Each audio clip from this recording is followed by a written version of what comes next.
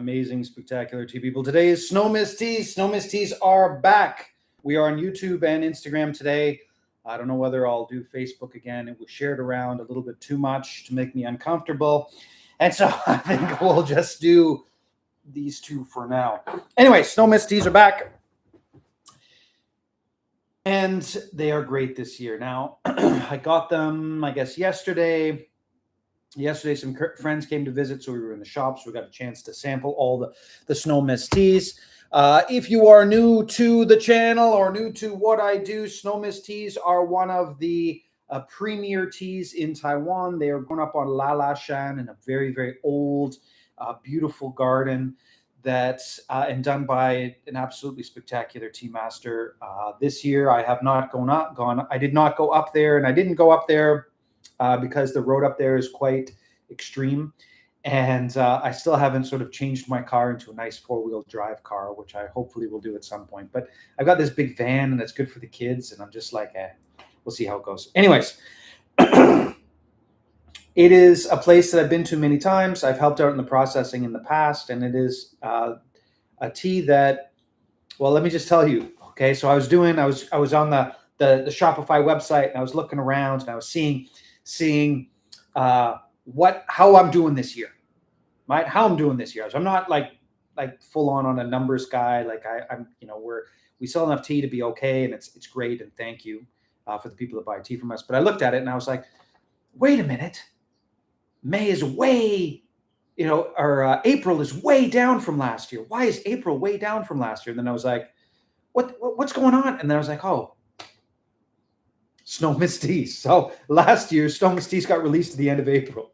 And this year, everything is late. Everything is later and later and later this year. And so Snow Mist Teas did not get released in April. Snow Mist Teas are getting released on Sunday, which will be sort of the middle of May, which is, again, 2 weeks sort of late. And so that's why I was like, oh, it's okay. Things are going fine. But that's sort of what's going on, and people wait every year for these teas. Now, what are the teas? There are 3 teas, of course, sometimes 4. This year, we only got 3. There is the Snow Mist White. I've already gotten tons of emails about the Snow Mist White. We'll talk about why this year is a little bit different. But you can see, like this. This is like, I don't know. This is about like 2 grams. Just to give you an idea. Just to give you an idea about the Snow Mist White. Okay, just how crazy it is. This, I'll show you. I'll show you the bag. Okay, so the Snow Mist White. This, I got, every year we just get an allotment of these teas. This is 1 kilogram, right? So you can see here. Chen Bai Ta, 1 kilogram, right? So this is 1 kilogram of the spring white thyme tea. This is, that's 1 kilogram. And why do you not see a lot of white teas all over the world? Sort of white Taiwanese teas. There's a couple different reasons. 1, it's hard to make a good one. 2, if you do make a good one, they're wildly expensive. And 3, and probably most important, they're such a pain in the arse to pack. Like that, these teas, like this, again, this is like 2 grams, right? So this is like 2 grams. This is, it's such a pain in the arse because they're so beautiful, right? And you don't want to break them. And they're so beautiful, and you don't want to break them. Like, look at this. Like this is, you can see it here, right? Like I'll put it here. Like that's the 3D version of that leaf. It's picked and it's dried and it's beautiful. And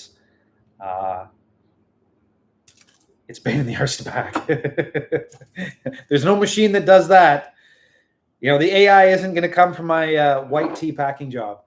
Then we got the oolong this year. The oolong is extremely buttery and extraordinarily beautiful. It's really, really nice this year. So that's a really good thing. And this year, the black tea, which is, you can see it here, the black tea is actually a little bit different. The black tea is a little bit lighter oxidized. It's not oxidized as much as it has been in the past. And so the black tea is actually the black tea is actually Uh, there's some people outside, some students. Anyways, the black tea is actually sort of closer to a red oolong. So the black tea is closer to a red oolong than it would be to a real black tea. Anyways, from what I had yesterday, but we're gonna drink them right now and see how it goes. Now, it's like cooking spaghetti, right? Making this white tea, and so when you're looking at these teas, when you're looking at the snow mist teas, what makes them special? Well, what makes them special is they probably have, and I think I would say that. I'm going to do boiling water on them. They probably have the most pristine growing environment of almost any of the teas. And what do I mean by that?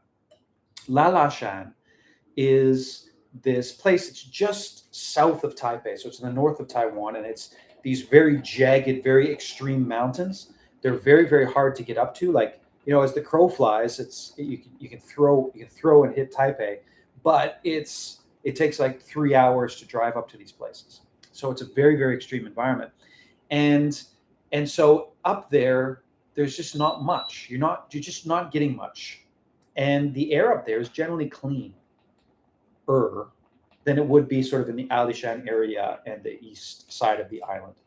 And so this Nantou is like a bowl, and then Alishan is up in the bowl. And every time I go to these places, I'm always like so thankful I live on the east coast of Taiwan, because oftentimes over there, the air quality can be not so good. And so I'm always very, very, very happy that I am able to live on the east side of Taiwan, which has actually really good air quality that we take for granted often. And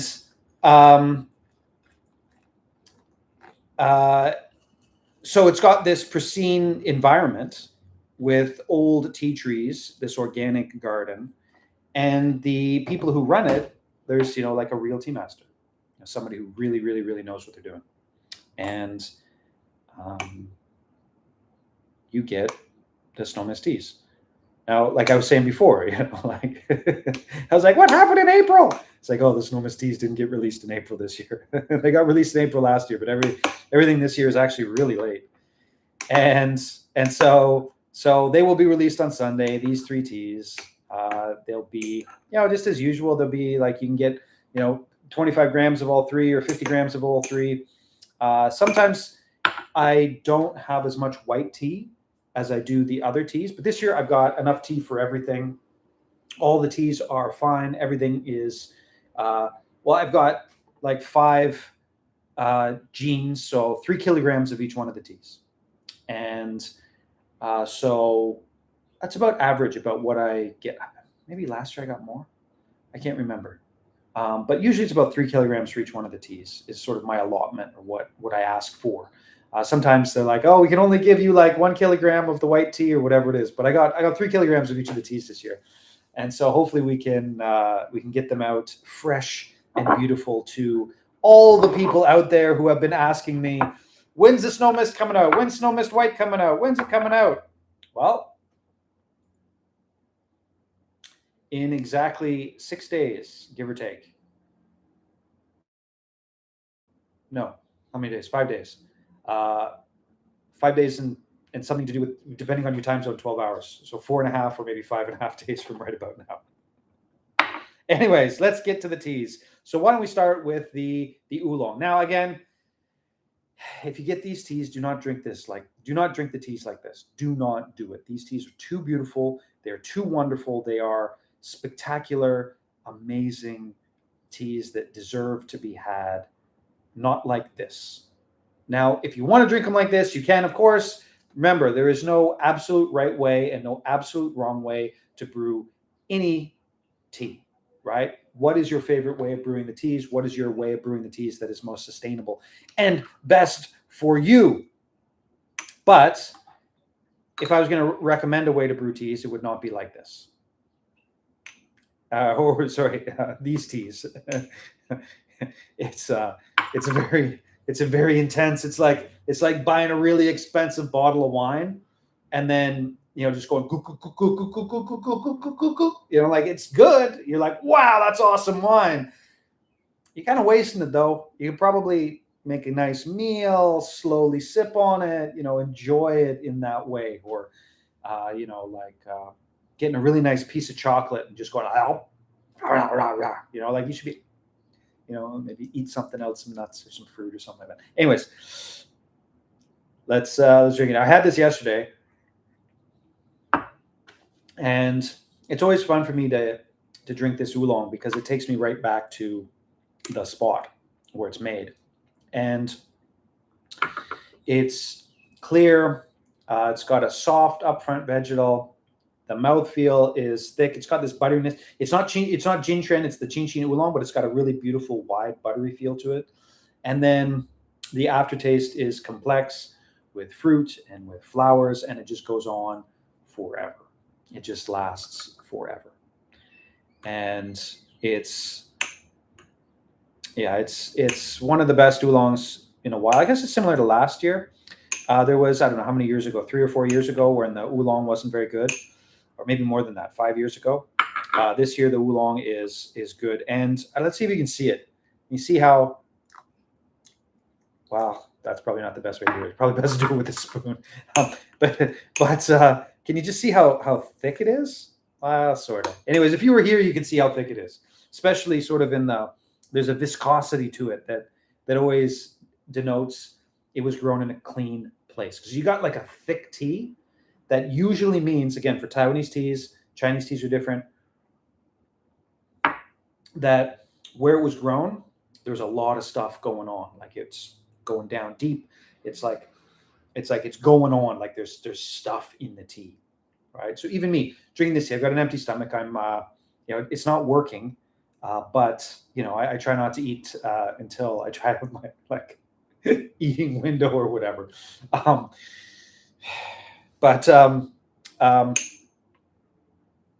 made the joke before. I'm like, I'm Canadian skinny, right? I just happen to be in Taiwan, and so it's just great. I mean, it's just amazing. It's unique in the sense that it's the sort of the strip oolong. It's just a great tea, and this year is great. So if you're a fan of the Snow Mist Oolong, or you're a fan of the Snow Mist teas, then you will be enjoying this tea for sure. It is good this year, and it is thick and juicy. Now, they pick for about 4 or 5 days up on the mountain. And depending on the weather, depending on the mood of the people there, of the pickers, of the people making the teas, they make the various teas, the white tea, the black tea, the GABA tea, and the oolong tea, with different picks throughout the day. So the way it works is about once every 3 hours or once every 2 hours. There's a guy who goes and he gets the dun dun dun dun dun dun dun car. It goes dun dun dun dun dun dun dun dun dun dun down to the pickers, and then they get the teas that have been picked during those 2 hours. They bring them back up, and then they stick them on the rack. And then the tea master will come in during that time period and be like, okay, this is a white tea, this is an oolong tea, this is going to be the black tea, or whatever it is. And he tends to choose the teas based on the day, based on the weather, and sometimes based on the attitude of the pickers. Because if it's cool or too hot, then the pickers start. The quality of the pickers, the actual pick tea goes up and down, of course. And so it's all of that. And then they'll make the various different kinds of teas. And so you get the various teas made all in the same day, which I think is always quite a lot of fun, because you get to see the different processing happening all at the same time when you go up and visit at this garden. Let's see, what should I drink next? So I'll do the white tea next. Now, this year I was noticing it, and the white tea, I should have kept a couple leaves back.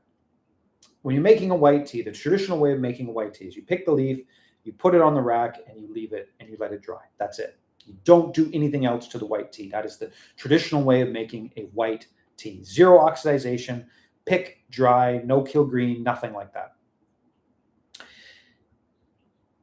That's a big risk. because a touch of oxidation brings in sweet flavors, brings in more of the oolong type of stuff coming in, and it makes it you're much more likely to win. So, for example, if you've got the Sanxia white tea, that tea is actually rolled at some point. It's manipulated. You're not supposed to do that for white tea, but it's manipulated and then laid out to dry. And so during that process, you're getting this oxidation. You're not getting the Kilgreen phase, but you're getting the oxidation. And so up there, sometimes they do more of it, sometimes they do less of it. But this year, they did a lot less.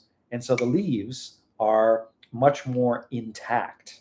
And so the flavor this year is, what's the best way to describe it? It's much more traditionally white flavor, like the white tea flavor. And there's a woodiness to it. There's an earthiness to it. And like I said, this is gambling. This is gambling. If you don't manipulate the leaves a little bit, bring in some oxidation, it's a gamble. It is a gamble. And basically what that means when you get that gamble is it can turn out to be horrible, right? So like I've made my own white tea and it was terrible. It was absolutely disgusting. Like my buddies, sometimes they get students in or they get people in and then they'll pick some tea and then they'll just leave it out somewhere to dry. Like, oh, look, I made white tea. And it'll literally taste like a backside. It will taste so horrible you can barely believe it. It'll taste so horrible you drink it and you spit it out because it's that bad, right? Like literally like a backside, literally like a backside. But this tea, 100% is like Chenggong, like in Chinese you'd say, successful, and it's beautiful. But it's a much more traditional white tea than it has been in the past. Remember what I said before, right? Like they'll manipulate the tea leaves a little bit. Now it's a subtle manipulation, like they'll take the, move the teas around a little bit and maybe move them around with it. It's cheating if you're making sort of white tea. Now this one is much less. This year is much less of that, and it's gorgeous. Sweet, flowing, sort of the soul of the Chin Chin cultivar, more of a woodiness, like you're tasting more of the actual tea, the stem, the leaf, the older leaves. You're tasting it all, and it's beautiful. It really is. It's beautiful. And the good thing about the tea, if it's made like this, the white tea, if it's made like this, it brews basically forever because the leaf structure is still intact and it's quite hard. So the tea itself is subtle, right? As you drink it, you got to do 2 or 3 steeps before you get a lot of flavor. But you can brew this forever. Like it never goes away. You can brew it for days and days and days, and then just eat it, right? Like it's got legs. It lasts a very, very, very, very long time. Like for example, the most manipulated tea is of course the black tea. And the black tea is mostly rolled and rolled and rolled and rolled and rolled.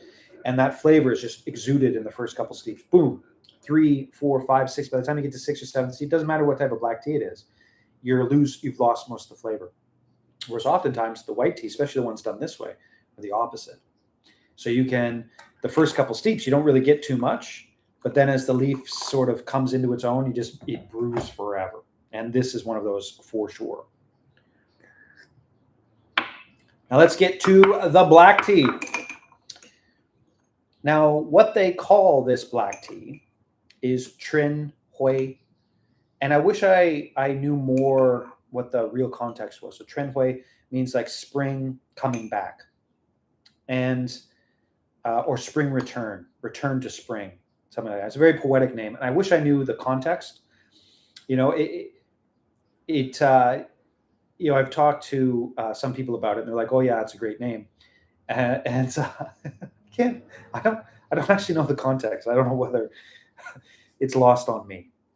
right? It's a direct translation. You know, like I speak Mandarin, of course. I'm in the culture. I love Taiwanese culture. Generally speaking, Chinese culture. You know, pre 49 type of stuff. And but you can live in a place, you can speak the language, you can understand the culture, but there's certain things that you'll never really get to the depths of. And I come up to that all the time, right? Just all the time. I'm getting to that those issues all the time, and I don't think you can depth you can like I'm getting into the sort of the esoteric edges of my own culture, what I grew up, the culture that I grew up in, and you plumb the depths forever, right? And never reach the bottom, and uh, but it's fun, it's fun. I really do enjoy it. And out of these three this year, what would I consider to be the best? I'm leaning towards the black tea. I'm just leaning towards the black tea a little bit. It's my own personal preference. The Louis Red this year is not coming onto the site. Unfortunately, they left the tea leaves oxidizing too long. And so because they left it oxidizing too long,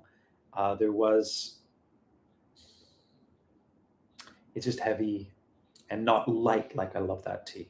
So it's not coming back to the site. Hopefully their wintertime pick will be better. So maybe I'm just missing that. And I'm like, because this has got some aspects of a really good Louis Red. But it's beautiful this year. Like I said, or I don't know if I said it anyways. This year, I wrote it in the Discord. I didn't say it. But this year, the black tea is not totally a black tea. Like it's not oxidized to 100%. It's only about like 80. No, I wouldn't say that. 90, 92, 93, I want to say. To go deep into the tea nerdness. But it is. And yeah. Oh, we're back in with the YouTube. And let's see, did we get back in? Oh, we're back in with the YouTube anyways. So, there we go. We're back in for the Instagram. Don't know what happened there. Hopefully it's just whatever. We're back. Oh, no, and gone again. YouTube? Whatever. Anyways, the point is that that's a really beautiful tea. These guys here, these will be released. There's only, like I said, I'll probably release only about 30 of them. But this is a happy tea. This is a tea that you would want to get to be happy. We're back. Okay, right on. Thank you for letting me know there. The fish that likes to sleep. Anyways, you got this. And these guys will be released. This is it. There's no more of these. And I had these in the past, but these will be released. And they're just a happy tea. They're amazing. They're, like I said, a buddy of mine's going through a rough time, and he came in. He's like, drink this tea, and he was able to be. It helped out a lot. It works well. It works really, really well. It really does. And then we've got the Alpine Spring, the Alpine Spring, the Alpine Spring. Phoenix Valley Spring, that's already packed up and ready to go. And then there will also be a limited amount. I'm just going to put that one in the. I got to do a live stream with it, but it's going to be put only in the sort of the backroom teas area. Is the Forest Grown Wild Cultivar White from the same place as this here? I haven't done a live stream with it yet, but this one here from the Pingling Garden, and that one is. I've only got 1 kilogram of that tea. Oh, here, I'll show it to you. Whatever. Here, I'll show it to you what it looks like. It's insane. It's insane. Picked by monks and nuns, dried, and look at it. It's just the most beautiful tea. And it's so funny because it actually looks like leaf litter, right? It's got that flavor to it. Like it literally just looks like leaves, like it just looks like leaves. But this is, I don't even know. I think that's only like a couple 100 grams. Anyways, it's just beautiful. It's beautiful, and it's wildly expensive. It's $1 a gram, maybe $1.50 a gram. I got to do the math on it, but that'll be released into the backroom teas for people who appreciate it. Remember, there's the backroom teams area on the site, and that is really for people who are who want to be surprised, excited, and perhaps perturbed by the taste points of their tea. And so that area is for those types of folks. If you're one of those types of folks, you can look into the backroom area of the teas, but please read the descriptions, please read the warnings, and I hope you have fun with them. Anyways, I think that's basically it for now. Probably, again, it's only Tuesday. I'll probably do another live stream at some point, and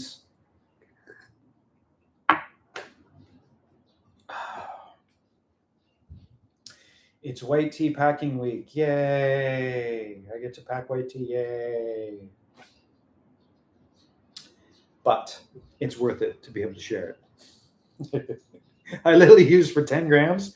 I literally use the same bag I use for 100-gram oolong bags, like the long one, right? So 10 grams of white tea. I literally use the long sort of narrow one that I use for 100 grams of. For 25 grams, I'm using, like the one for 250 grams, right? Like it's 10 times the size of the bag. And then each one I've got to, weigh them out and then go like, like trying to get them. Anyways, it'll happen. It'll be packed up this week. And so there'll be a lot of teas released this week, a lot of fresh teas. I'm also getting in, there's the, wherever you are, I hope you sleep well tonight. A wonderful day tomorrow. Thank you for watching.